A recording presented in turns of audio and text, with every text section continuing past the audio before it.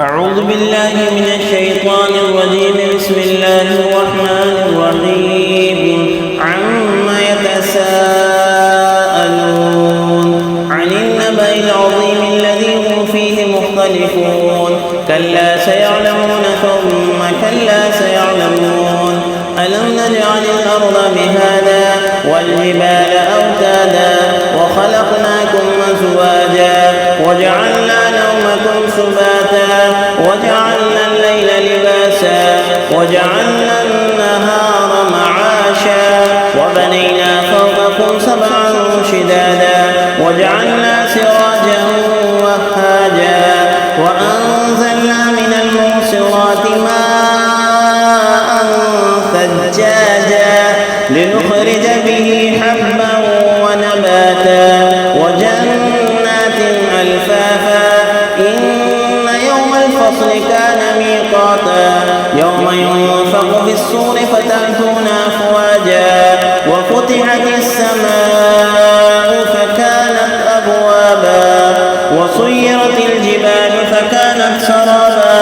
إن جهنم كانت مرصادا للطاغين مآبا لابثين فيها أحقابا لا يذوقون فيها بردا ولا شرابا إلا حميما وغساقا جزاء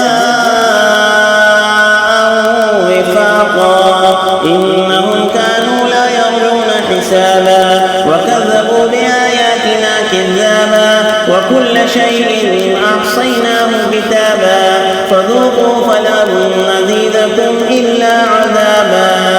إن للمتقين مفازا حدائق وأعنابا وكواعب أترابا وكأسا دهاقا لا يسمعون فيها لغوا ولا كذابا جزاء